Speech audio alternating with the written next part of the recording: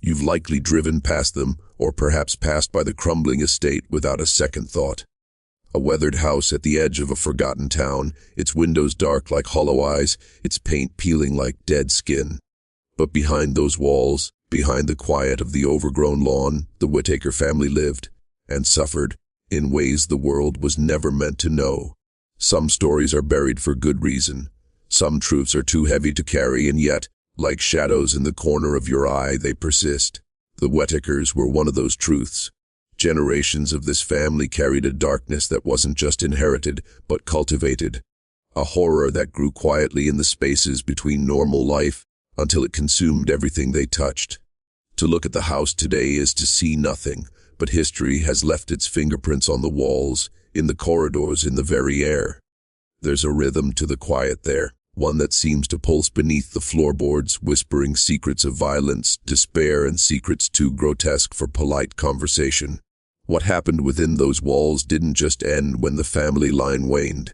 It spread, leaving echoes in the town, in the records, in the hushed conversations of locals who refused to speak. And it all began with the Whitaker patriarch, a man who on paper seemed ordinary, respectable even. But he held a conviction, an obsession that would shape every generation to come. People often ask why some families fall apart in ways that seem almost supernatural, and here, in the case of the Whitakers, the answer is not simple. It's not a single act or a single crime. It's a pattern, a slow burn of cruelty and silence that became tradition. And tonight, we're going to trace it, step by step. We'll move through the hidden corridors of a family whose story was meant to remain locked away. You may wish you hadn't. By the time this is over, you'll understand why some doors were never meant to be opened. The Whitakers are not just a family. They are a warning, a reminder that darkness often wears the familiar face of home. Hello everyone, before we start, make sure to like and subscribe to the channel and leave a comment with where you're from and what time you're watching. That way YouTube will keep showing you stories just like this one. The story begins with the first whispers of the Whitaker name in the town's records. Dating back to the late 1800s, Samuel Whitaker arrived with his young wife, carrying nothing but a small chest of belongings and a ledger filled with numbers, debts, and land deals. On the surface, he was a man of order, meticulous and polite, someone the townsfolk initially trusted. But beneath that exterior, there was something different, something that unsettled anyone who spent too long in his presence. Samuel had a fascination with control, with shaping people and events to his will. Friends and neighbors would later describe the Whitaker home as always too quiet, too still. Though children were often seen playing in the yard, those children, some would later reveal, rarely stayed past sunset. Rumors began slowly, whispered after church services and behind closed doors. Tales of strange punishments, unexplainable injuries, and nights when screams pierced the darkness without explanation. No one spoke openly, but the sense of unease grew, quietly infecting the town. Samuel's own family became a mirror of his obsessions, each generation inheriting his meticulous cruelty, though in subtler, more insidious ways. There were accounts of children who seemed to vanish into the walls of the home, emerging years later, changed, silent, their eyes carrying shadows no one could explain. Some historians suggest the family kept meticulous records of these disappearances, documenting patterns as though they were conducting some grand experiment. Letters from the early 1900s hint at rituals, though the exact nature was never confirmed. Their language veiled, cryptic, terrifying in its implication. By the 1930s, the Whitakers had solidified a reputation that straddled myth and reality. Outsiders spoke of strange symbols carved into furniture, hidden compartments within walls, and a level of secrecy that seemed to mock the very idea of community. The family's dominance was subtle but absolute. They didn't need to announce it, because fear did the work for them. Every interaction, every gesture, every silence seemed to reinforce the sense that the Whitakers were untouchable. And yet, what made them truly horrifying wasn't just their control, but the way it seeped into ordinary life. Generations grew up thinking cruelty was natural, thinking that silence was obedience, thinking that the world outside was something to manipulate and dominate. By the time outsiders began to suspect, decades of darkness had already taken root. By the 1950s, the Whitaker estate had grown into a sprawling, almost oppressive structure, a physical manifestation of the family's control and secrets. Every hallway seemed to hum with history, every room steeped in tension. Locals spoke in hushed tones of the children who never spoke of the outside world, of the adults who seemed to carry a permanent weight on their shoulders, as if the very act of living in that house extracted something vital from them. The family rarely interacted with the town beyond what was necessary, but their influence was impossible to ignore. Farmers who sold them goods, clerks who handled their accounts, even the local sheriff found himself inexplicably hesitant in Whitaker matters. There were whispers of rituals, of strange gatherings that no outsider was ever invited to, and of a sense of ritualistic precision that the Whitakers applied to every aspect of their lives. Some say it was a form of control, others suggest it was something darker, something that fed on the family's own fears and obsessions. Inside, the home itself became a character, with hidden passages and locked rooms that were never spoken of. Siblings turned against one another, marriages crumbled under invisible pressures, and yet, outwardly, the Whitakers maintained an appearance of wealth, respectability, and tradition. It was in the small details, the overlooked moments, that the horror festered. A child who would tremble at the sound of a step, a mother who refused to speak of certain rooms, a father whose words carried the weight of judgment long before any action. Over time, the pattern became clear. The Whitakers did not merely inhabit the house inhabited them, shaping their minds, their morals, their very understanding of right and wrong. Letters discovered decades later describe a chilling calculus. The family treated suffering as a tool, an instrument to ensure loyalty, obedience, and silence. Some historians who have studied these documents describe them as almost clinical, cataloging misdeeds and punishments as if analyzing a science experiment. And yet, there was no denying the human cost. Lives were broken, innocence corrupted, and the echoes of those choices ripple outward even today. The Whitakers were not monsters in the traditional sense. They were ordinary people who perfected cruelty as inheritance, and in doing so, created a legacy that would haunt anyone who dared to look too closely. The estate remained their kingdom, and with it, the shadows of their actions stretched far beyond the walls. By the 1970s, the town had largely stopped asking questions. Fear had a way of silencing curiosity, and with each generation, the Whitaker family's influence deepened. Outsiders who tried to investigate often found themselves blocked, missiled, or quietly pushed away. Local historians later pieced together fragments of what had occurred, discovering that the Whitakers had embedded themselves into nearly every institution. The schools, the courts, even the churches. No one could trace the full extent of their reach, but the effects were unmistakable. Children in the town exhibited behaviors that mirrored the family's own rigid, fearful control. Obedience bred from intimidation, curiosity punished with subtle cruelty. Within the Whitaker estate, the darkness had evolved, growing more psychological than physical. Rooms that once echoed with screams now echoed with silence, but the terror remained. Family members reported dreams that felt more like memories, waking visions of acts they couldn't explain. Some claimed they could hear faint whispers through walls, voices from generations past recounting deeds no living soul had witnessed.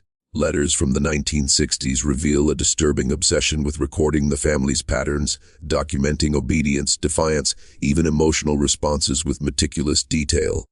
The Whitakers were not satisfied with domination over the physical world. They sought to control the mind, to imprint their ways of thinking, their own moral distortions onto every member of the family. And it worked. Children grew into adults who repeated the same cycles: isolation, fear, silence, without question.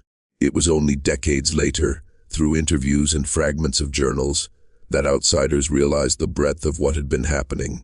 Entire lives were shaped by the invisible hand of the Whitaker legacy, by rules and punishments that seemed arbitrary to the observer, but carried devastating weight within the home. And the estate itself remained a silent witness, untouched by time yet steeped in horror. If you're still watching, you're already braver than most. Tell us in the comments, what would you have done if this was your bloodline? By the 1990s, the Whitaker family had all but vanished from public view, but their shadow lingered. The estate, now decaying and silent, became the subject of local legend. Teens dared each other to approach it at night, and historians cautiously documented its history, though few wanted to spend long inside. Those who did reported an almost tangible heaviness, a sense that the house remembered every cruelty, every whispered threat, every act of manipulation that had occurred within its walls. Some described cold drafts in rooms that had no windows, doors that seemed to move of their own accord, and shadows that didn't align with the sun. Researchers later discovered hidden compartments in the walls, filled with journals, drawings, and artifacts chronicling the family's obsessions. Evidence that the Whitakers had been meticulous in preserving their own history of terror. What was most disturbing wasn't just the documentation of violence, but the meticulous rationalization of it. The family viewed suffering as a means of education, of preparation, of continuation. Psychological manipulation became as critical as physical punishment, and the lines between the two blurred so completely that it was impossible to determine where cruelty ended and indoctrination began. Visitors who spent too long inside often described an almost magnetic pull, an unsettling sensation that the house itself wanted to communicate, to reveal secrets that had been buried for generations. Decades of trauma had embedded themselves into the very walls, into the floorboards, into the air. Even after the family left, their legacy persisted, affecting the surrounding town in ways that were subtle, almost invisible. A nervous glance here, a hushed conversation there, a collective instinct to avoid probing too deeply. The Whitakers had created not just a family history of horror, but a living, breathing monument to control and fear. And it was in that silence, in that lingering presence, that the true terror of the Whitaker family is revealed. The knowledge that some darkness is so ingrained, so meticulously cultivated, that it cannot simply be destroyed. It endures, it waits, and it watches anyone who dares to uncover it. The Whitaker story doesn't end with the estate's decay or the disappearance of its inhabitants. Even today, fragments of the family's influence ripple outward, carried in documents, diaries, and whispered accounts that surface decades later. Researchers who have studied the archives note an unsettling pattern. Anyone who becomes too curious about the Whitakers seems to encounter misfortune, minor at first, then more severe. Equipment malfunctions during investigations, documents vanishing, memories clouded, even sudden illnesses. Whether coincidence or consequence, the pattern unnerves even the most skeptical historian. Beyond the tangible, there is the psychological imprint. Generations of the Whitaker family were raised to normalize horror, to understand fear as a tool, to bend morality to their own designs. And this mindset didn't vanish, it propagated, seeding the town and surrounding areas with echoes of manipulation and control. Descendants who left the estate often carry invisible scars, exhibiting behaviors and fears they cannot trace to a single source. Interviews reveal a haunting consistency. An internalized obedience, a compulsive need for secrecy, an almost instinctive fear of certain rooms, sounds, or even words. Some of the artifacts left behind, like journals filled with methodical descriptions of punishments and observations of psychological reactions, read less like family records and more like case studies on human suffering. To study the Whitakers is to confront a truth that is both historical and existential, that horror does not always announce itself with blood or fire. Sometimes it grows quietly, invisibly, in the structures we call home, in the minds we call family, in the habits we call tradition. And the most frightening part is this: there is no single act, no final event to close the book. The Whitaker legacy is not a story that ends. It is a lingering presence, a shadow over the ordinary, a reminder that the darkest truths can be hidden in plain sight. The house may crumble, the family may scatter, but the echoes remain. And for anyone who dares to look, those echoes are not silent. They speak. The final layer of the Whitaker story is perhaps the most disturbing, because it is impossible to separate fact from the lingering aura of horror that surrounds it. Modern investigations reveal traces of the family in unexpected places, legal documents, town records, and even in the architecture of other homes that were once under their control. Patterns of secrecy, manipulation, and psychological dominance appear in ways that suggest the family's influence never truly ended.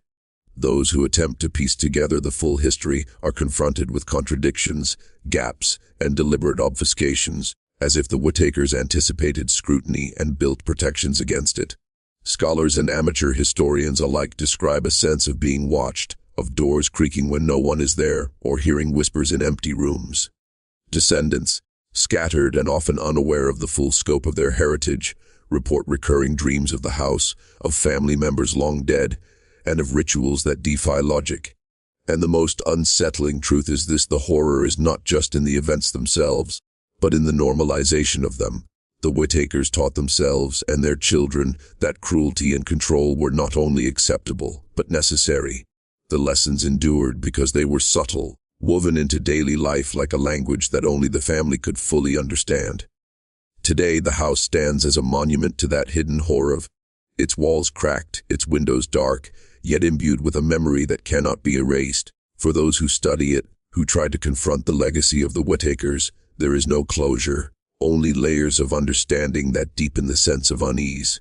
The story forces a question that lingers long after the narration ends. How much of the darkness in the world is inherited, cultivated, or quietly tolerated? The Whitaker family offers no answers, only a reflection of what can happen when fear, secrecy, and obsession are allowed to fester unchecked across generations. And perhaps the most haunting part is this: somewhere in a forgotten town, behind a decaying estate, the echoes continue, waiting for anyone brave enough to listen.